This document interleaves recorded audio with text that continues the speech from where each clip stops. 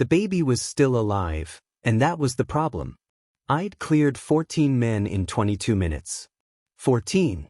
Without a single shot fired, clean, quiet, professional. The compound's east wing was dark and smelled like gunpowder and fear, and I was exactly 13 steps from the corridor that led to Dorian Vael's private quarters when I heard it. Not an alarm. Not backup. The baby. Crying. I stopped walking. Don't. My training said it in my own voice, calm and practiced. It's not your mission. It's not your problem. You have a window, 7 minutes, maybe less before the west wing rotation catches the bodies. I moved, toward the sound. I told myself it was tactical. A crying child could alert survivors, compromise my position. I was just managing variables. That's what I told myself as I shouldered open the third door on the left and found a room that made no sense inside a crime lord's mountain compound. A bassinet. What? Ridiculous and small and completely out of place between two steel shelving units stacked with pharmaceutical ledgers. A single lamp on the floor threw warm light across the ceiling.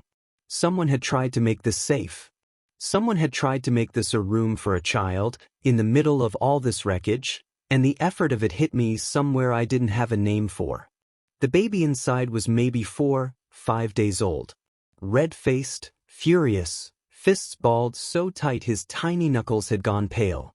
He was wearing a white onesie that said nothing, no name, no date, just a small blue stripe around the collar. A handwritten card taped to the side of the bassinet read, "Boy. Day 4. Not even a name. Whoever wrote that card hadn't given him a name yet. I picked him up to stop the noise. That was all. Just to stop the noise. He didn't stop immediately. He screamed louder, actually twisting against my chest like he was offended by me specifically, and I held him away from my body the way you hold something you don't know how to hold, stiff, careful, deeply out of my depth. I'm not a man who has ever been out of his depth. I hold a sharpshooting record that still stands in 3 agency divisions. I have extracted assets from active war zones in the middle of the night with nothing but a knife and a radio frequency. I did not know what to do with this baby. "You're fine," I told him. My voice came out strange. Softer than I intended. "You're fine. Stop." He did not stop. I was still standing there, holding a screaming infant in a white onesie, mission clock burning in the back of my skull, when the door behind me creaked. I turned fast, one arm securing the baby against my chest, other hand already reaching, and stopped. The man in the doorway was wearing a hospital gown. Not tactical gear. Not a weapon. A hospital gown, pale green, the kind with the ties at the back that never close properly, and he was gripping the doorframe with both hands like it was the only thing keeping him upright. He was tall. Dark hair stuck to his forehead with sweat. There were bandages around his midsection, visible where the gown gaped, and they were bleeding through, not fresh bleeding but not old either. He'd been cut open recently. Days ago, maybe. And he was standing here anyway, white-knuckled on a doorframe, staring at me holding his child. His eyes went to the baby first. Not to me, not to the gun I hadn't quite reached for. The baby.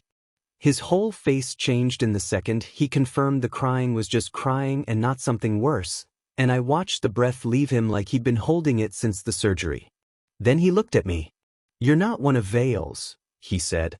His voice was low. Careful. The voice of someone who had learned, recently, to measure every word. "No. Agency?" I didn't answer. He read it anyway. "There's an exit," he said. "Sublevel 2, maintenance corridor. The rotation misses it for 11 minutes every hour. You have," he glanced at nothing, calculating, "about 4 minutes now. You knew the rotation. I've been trying to leave for 6 days. He said it without self-pity. Just fact. I couldn't walk far enough fast enough. And I wasn't leaving without him. The baby had quieted slightly against my chest. Not happy, not remotely, but the screaming had dropped to a grinding, unhappy complaint, and he'd turned his face into my tactical vest like he was looking for something and finding me deeply unsatisfying. I looked at the man in the doorway. The bandages. The way he held himself, that particular rigid stillness of someone managing pain they're not willing to show. You delivered 4 days ago, I said. Surgically. Day 3 of captivity, 3rd trimester. He said it like a debrief. Like he'd rehearsed being clinical about it so many times it had become automatic. Vael wanted leverage. He planned to raise the child in the organization. He kept me alive to a pause. To keep me cooperative. Something cold moved through my chest. Can you walk? I asked. Far enough. He couldn't. I could see that from where I was standing. But he was going to try, and something about the particular angle of his jaw told me he'd rather collapse in the corridor than admit that to me. My name is Riven, I said. I don't know why I said it. I never give my name. He looked at me for a moment. Sable. The baby doesn't have a name. Something flickered across his face. I didn't want to name him here. I understood that. I didn't entirely know why I understood it, but I did. The refusal to give this place that. The refusal to let the first word his son owned be connected to these walls. Okay, I said. Sublevel 2. Move. We moved. We made it 2 floors before Vael's remaining security sealed the exits. I heard them before I saw them. Boots, radio static, the particular sound of men who know their building and are moving with purpose. I pushed Sable into a service corridor and did a fast count. 6 men, maybe more behind them. 1 exit above us, locked. The vent grating behind Sable's shoulder, 40 centimeters wide, maybe. Enough for a person without a fresh surgical wound. Sable heard them too. He looked at me, then at the baby against my chest, and his expression did something I still don't have words for. It wasn't fear. It was worse than fear. It was someone doing the math on an equation they'd hoped they wouldn't have to solve. There's a drop on the other side, he said. His voice was very steady. 2 meters.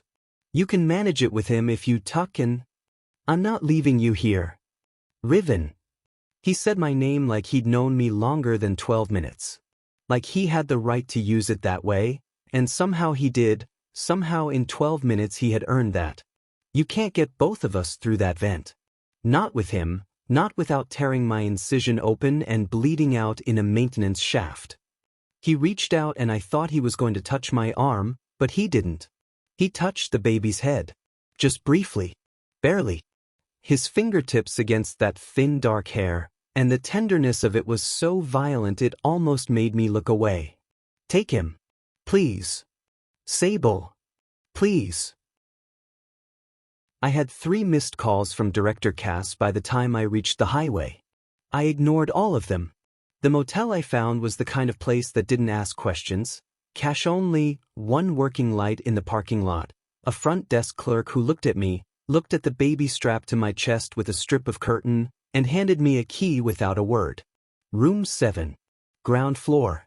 I told myself it was tactical, ground floor meant faster exit, and not that I was afraid to navigate stairs with an infant at 2 in the morning. I laid Kit on the center of the bed and stepped back and looked at him. He looked back at me. He was so small it felt like a threat. Like the universe had handed me something breakable specifically to see what I would do with it.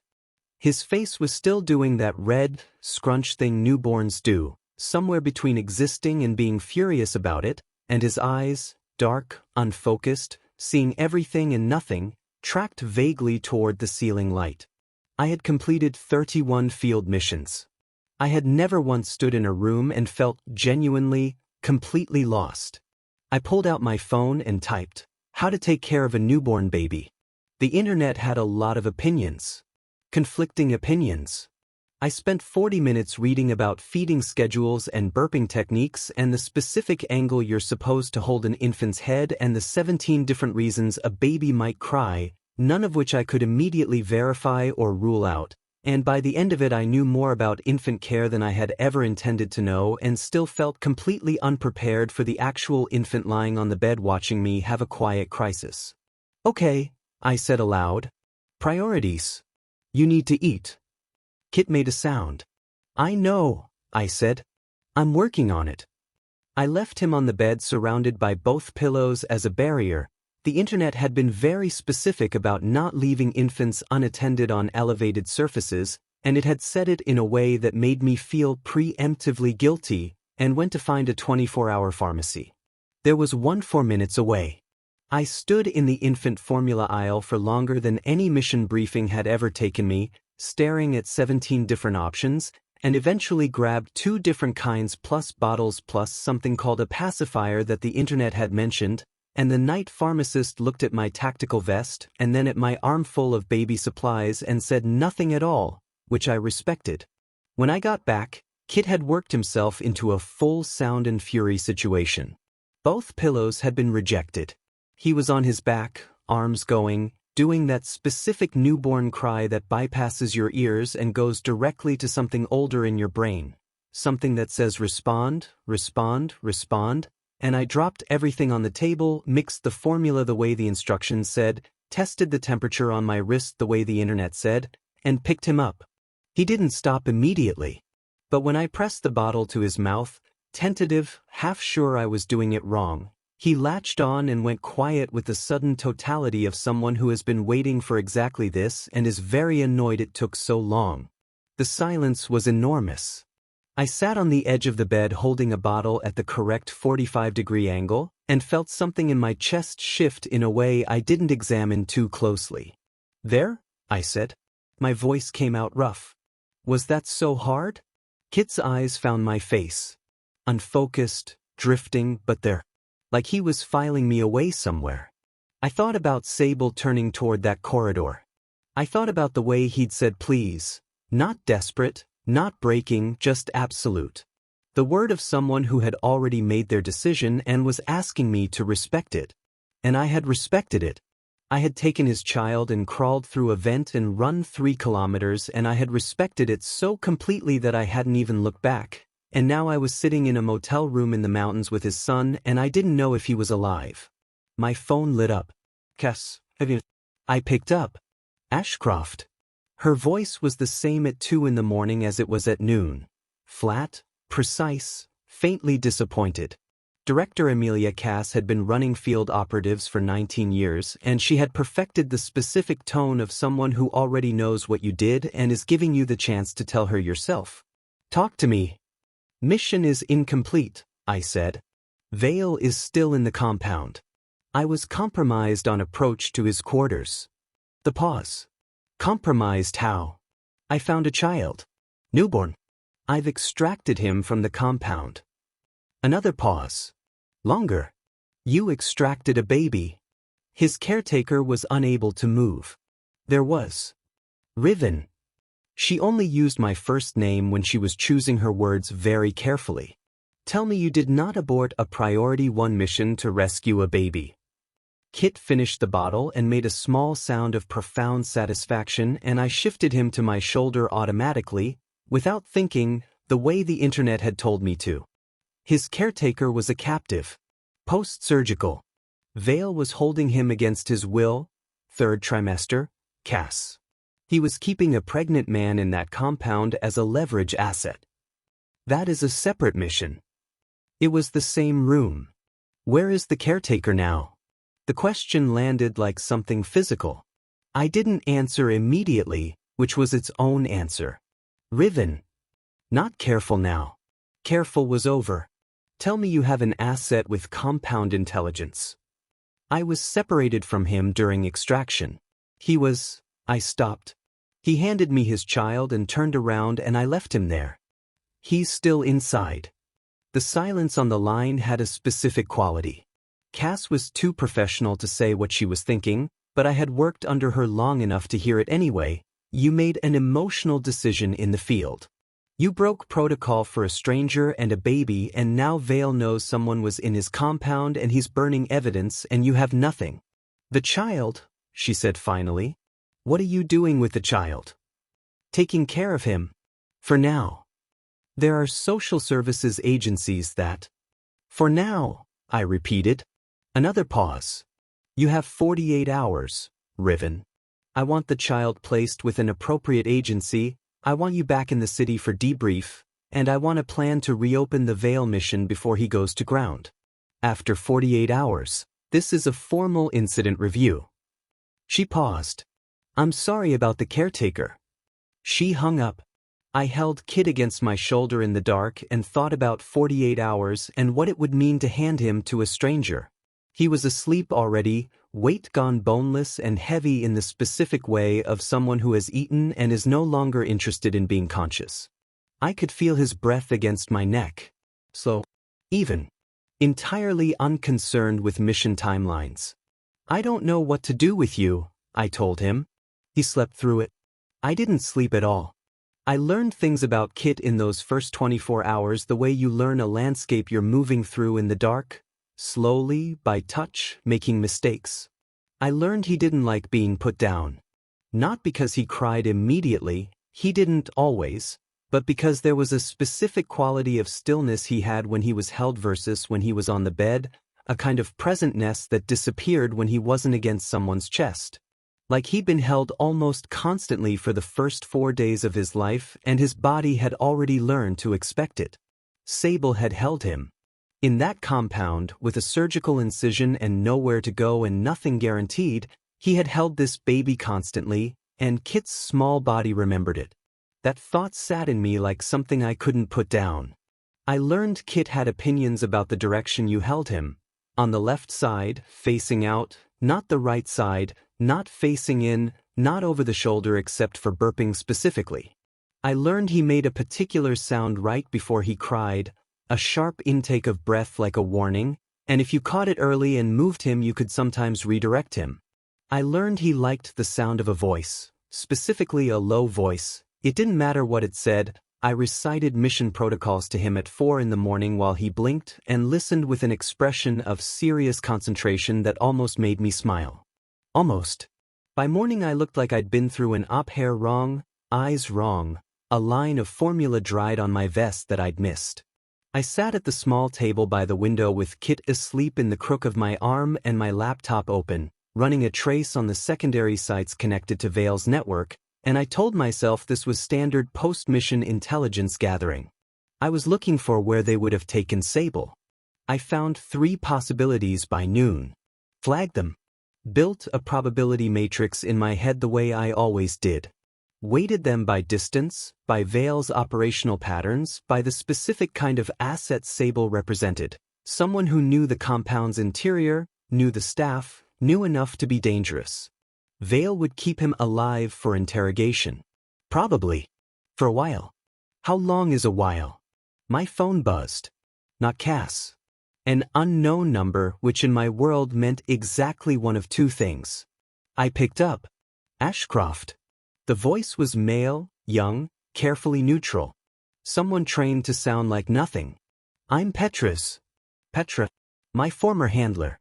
Retired 3 years ago to a house in the hills with too many dogs and a very firm opinion that I visited too infrequently. She sent you to check on me?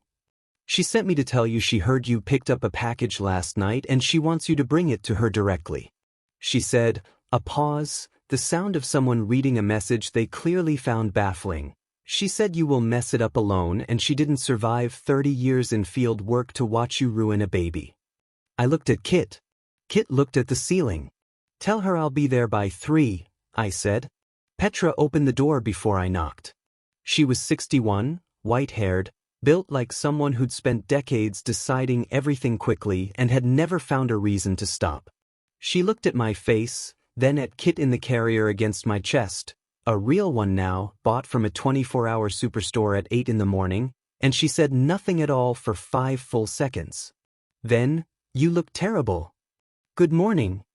Come in. She stood aside. 3 dogs surged past her to inspect me and Kit. I tensed. She waved a hand. They're fine. They raised 4 litters. Babies don't bother them.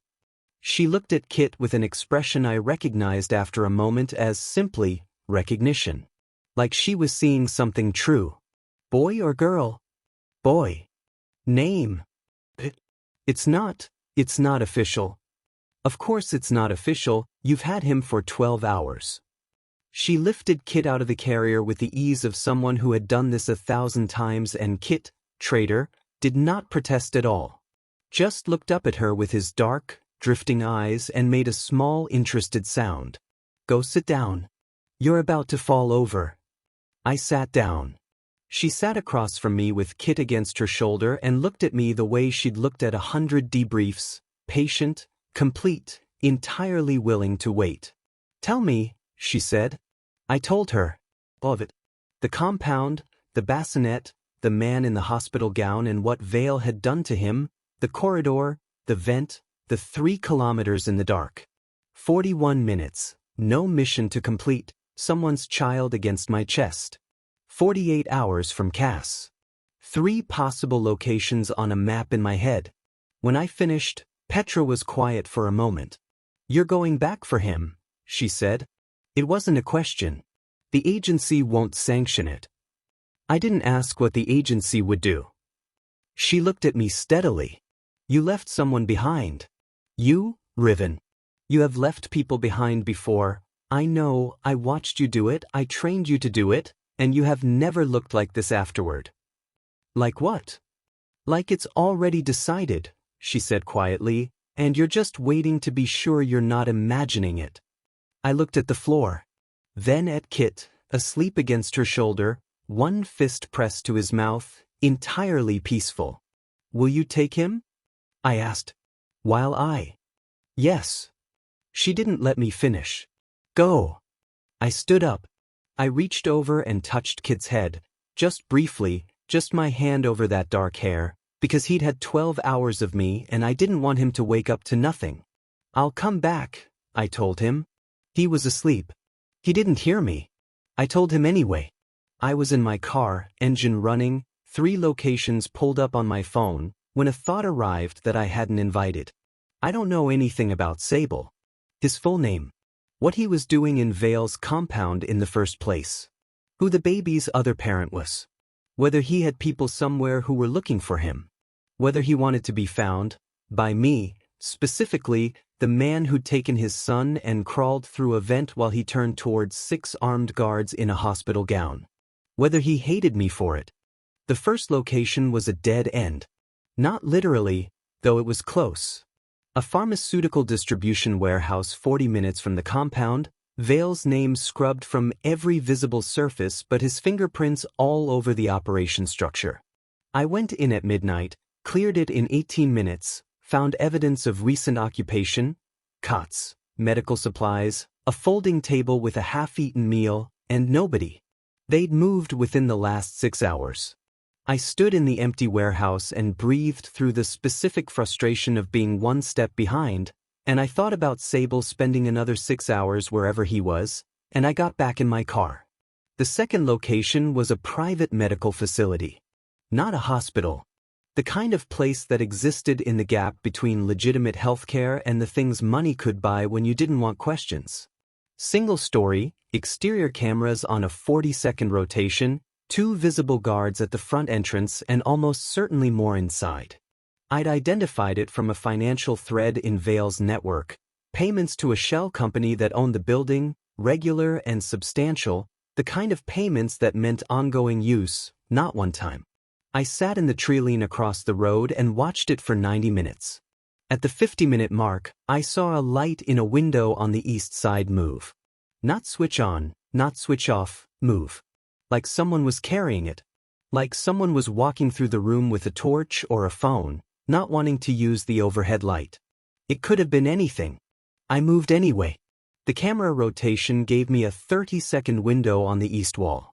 I took it, went low under the windows, came up on the blind side of the building where the wall met a maintenance shed and the cameras didn't reach. The window above me was the one with the moving light. I went up. The window was latched from inside, but the latch was old, designed to keep weather out, not people. 30 seconds with a tension tool and it folded open. I went through headfirst, quiet, already taking in the room before my feet hit the floor. A hospital room. The clinical kind, not the compound's makeshift version. Proper bed, proper equipment, monitors that weren't running, either turned off or never turned on. A rolling table with medical supplies. and 4 stand by the bed with a half-empty bag. And Sable. He was sitting up against the headboard with a phone in his hand, not his own, I registered, a burner, the light from its screen casting his face in pale blue. He was wearing a different hospital gown than the one I'd last seen him in. His bandages had been changed. There was a bruise along his jaw that hadn't been there before, and his left eye was swollen nearly shut, dried blood at his hairline above his ear. He heard me come through the window. He didn't flinch. He looked up from the phone and looked at me, directly, steadily, no shock on his face, as if he had considered the possibility of me and filed it somewhere, and said nothing for a moment. "You're alive," I said. My voice came out different than I intended. Rougher. So far. His voice was hoarse. Like he'd been doing something that hurt his throat, or someone had done something to it for him. He lowered the phone. In the screen light I could see his hands. The left one had tape around 2 fingers, the kind of taping that meant either he'd done it himself or a medic had done it fast and practical, not careful. "You came back?" "Yes." "Why?" It was a genuine question. Not accusatory, not warm, just open. Like he had turned the word over from every angle and couldn't find the answer himself, and was asking because he actually wanted to know. I didn't have a clean answer ready, which was unusual for me. I had operated my entire career on the principle that the right answer was the true answer delivered without decoration. But the true answer right now was something I hadn't fully organized yet, and I wasn't prepared to say it half-formed in a dark room to a man I'd known for less than 24 hours.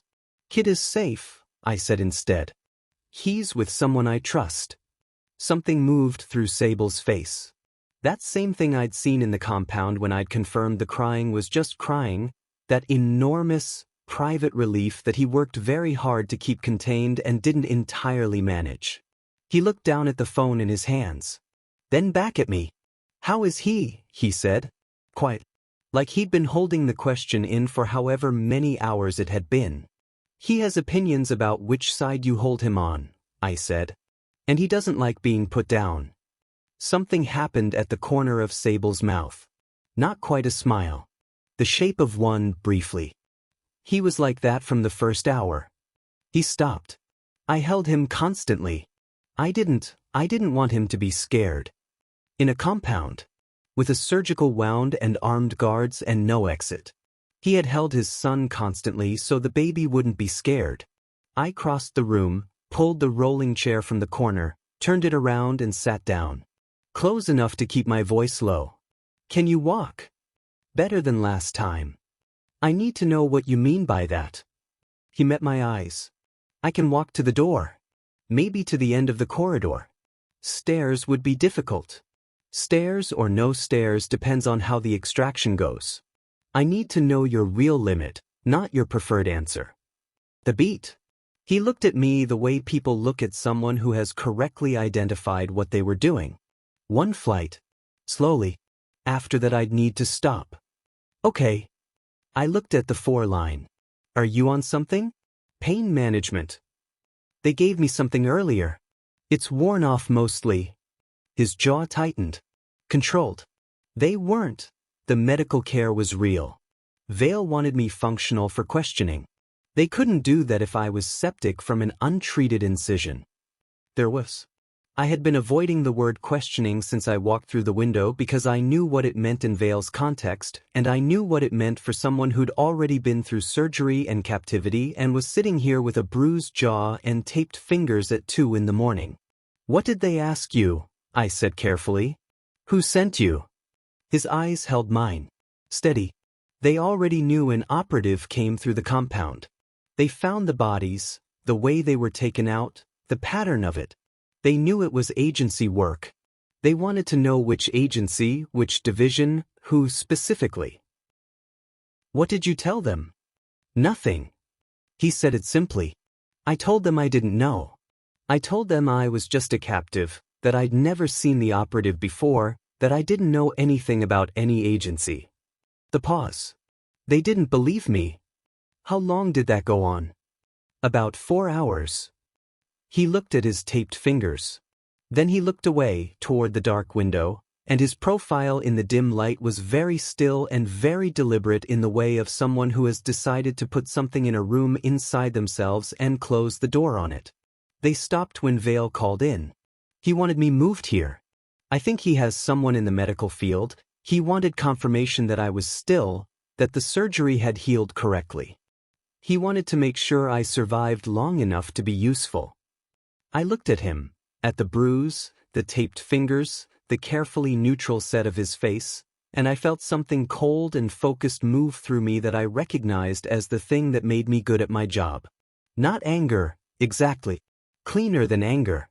Cleaner and colder and completely purposeful. "I'm getting you out tonight," I said. "What about Vael?" "That's my problem, not yours. He knows an operative came for him. He's going to move his entire operation. He probably already has. Whatever your agency wanted from this mission, the window is closing." He said it straight. No filter, no softening. Like he'd been turning this over the whole time he was sitting here in the dark and had arrived at the part where he needed to say it out loud. "If you pull me out quietly, you lose the chance to finish it." "I know that. So use me." He said it before I could answer. I was in that compound for 7 months.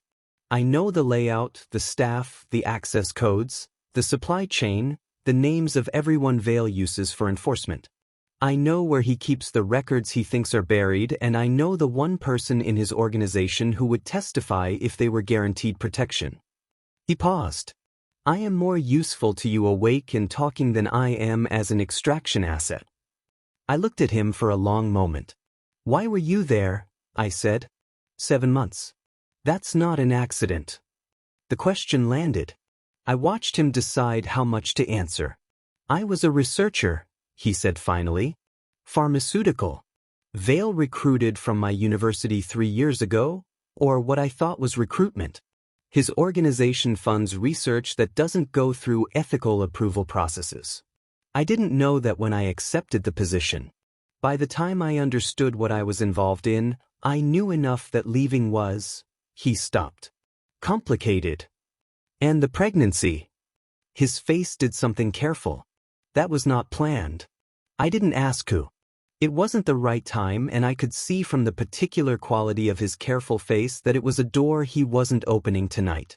When Vael found out," he continued, "he made the calculation that a child born from someone with my access and my knowledge would be valuable. In multiple ways. He confined me. He had a doctor monitor the pregnancy. He was going to take the baby the moment it was born and use the child to ensure my continued cooperation. He said it all with the same clinical precision he'd used in the compound corridor, and I was beginning to understand that this was not detachment. This was how Sable survived things, by narrating them accurately rather than feeling them in real time, putting the feeling somewhere else for later. "He underestimated how quickly you'd be able to move after the surgery," I said. "Everyone underestimates me," he said. No bitterness. Just fact. I believed it completely. "Okay," I said. "Here's what's going to happen. I'm getting you out of this room. We're going to a safe location, not agency, private, someone I trust. You're going to sleep and eat and let your body recover for 24 hours. I held up a hand before he could speak. 24 hours. Then we talk about Vael, about what you know, about how we use it. That's the deal." He looked at me. "And Kit?" "Kit is at the same location." He was quiet for a moment. I watched him process this. The possibility of being in the same place as his son, the possibility of 24 hours without guards and interrogation. I watched him want it and try not to show how much. 24 hours, he said. 24 hours. He moved to the edge of the bed. I stood and offered my arm without thinking about it, the way you do when someone is managing pain and you have the ability to make it easier, and he took it after only a half-second pause, fingers wrapping around my forearm, grip stronger than I expected, weight shifting onto his feet with a controlled breath that told me exactly how much that hurt. He was standing. Upright, pale, jaw set against the pain of it, but standing. "Door or window?" he said. "Window," I said. I came in through the gap in the camera rotation. We have 23 seconds once we move. Then we move fast. Can you? I said we move fast. We moved fast. He made it out the window. He made it across the blind wall and through the treeline, and he did not stop or ask for a break, and I stayed one step behind him the whole way with my hand not quite touching his back, close enough to catch him if his legs gave out. They didn't. He walked through the dark with his teeth set and his eyes forward, and I thought, 7 months in that place and he is still walking like he owns the ground under him. He got in my car and put his head back against the headrest and closed his eyes. I drove. For the first 20 minutes, neither of us said anything. The road wound down from the mountain through dark forest, and the headlights cut a clean line ahead, and Sable's breathing slowly, gradually evened out from the controlled rhythm of someone managing pain to something closer to actual rest. "The name," he said. Eyes still closed. "Kit." "It's not official," I said. "You should, it's your." "I like it." The pause. I was going to call him Ren. But Kit. He seemed to be trying it. Kit Ren. Maybe both. I didn't say anything. He really has opinions about which side? His voice was going drowsy at the edges. Very strong opinions. He'll let you know. Almost silence. The road. The dark. "Thank you," Sable said. "For coming back." I kept my eyes on the road. "Go to sleep." He did. I drove through the dark with the man I'd left behind asleep in my passenger seat, and somewhere in the middle of the mountain road I acknowledged to myself, quietly, without making anything of it, that I had not once, in the 3 hours since I'd climbed through that window, thought about Vael or the mission or the 48-hour deadline Cass had given me. I had thought about Sable. The bruise on his jaw. The taped fingers. The way he'd said I held him constantly. I didn't want him to be scared. I had thought about Sable, and I was going to have to figure out what to do with that, but not tonight. Tonight I just drove. Petra answered the door before I knocked again. She looked at me. She looked at Sable, upright, barely, one hand on the doorframe because the walk from the car had taken what was left of his energy. She looked back at me with an expression I recognized after a second as something she was specifically choosing not to say. She stepped aside. "I'll get the medical kit," she said. "And food." And, she paused, "He's been fussy since you left. I think he knows." Sable's head came up. "He." Petra looked at him with something warm and direct. "He's in the back room. I've got the monitor on." She studied Sable's face for a moment. "You're his father." Not a question. She just knew. Sable's throat moved. "Yes." "Go on then," she said quietly. "First door on the left. I'll bring the medical kit after." Sable moved down the hallway. I watched him go, that careful, deliberate walk, pain in every step and refusing to show it, and I watched him reach the door and push it open and go still in the doorway. From where I stood I couldn't see his face. But I heard the sound Kit made. A small, sudden, interested sound. Not distress, not hunger. Recognition. The specific sound of someone who had been held constantly for the first 4 days of his life and knew, from a doorway, in the dark, who had just arrived. I heard Sable make a sound too. Just one. Low, broken at the edges, swallowed almost before it existed. I turned away and gave him that. I was sitting at Petra's kitchen table at 4 in the morning with a cold cup of tea in front of me when she came and sat across from me and said nothing for a while. Then, "What's your plan, Riven?" "Get him stable. Use his intelligence on Vael. Complete the mission. And after is after. That man," she said carefully, "has a newborn and nowhere to go, and he's just had the worst 7 months of his life, and you brought him here." She looked at me steadily. "I'm not asking about the mission. Petra. I've known you 11 years. She wrapped both hands around her mug. "I've seen you walk away from things that would have broken other people and feel nothing. You feel something now. I watched you come through my door and check on him before you sat down, and you thought I didn't notice. I hadn't thought about it. I just done it. It's complicated, I said. Everything worth having is complicated. She stood, picked up my cold tea, put it in the microwave. Sleep, Riven. The mission will still be there in the morning. I didn't sleep. I sat at the kitchen table until the sky outside the window started going gray, and I thought about 7 months, and 4 hours of questioning, and a man who had held his baby constantly so the baby wouldn't be scared. And somewhere around 5 in the morning I admitted to myself that complicated was the wrong word. The right word was terrifying. And I was going to walk toward it anyway.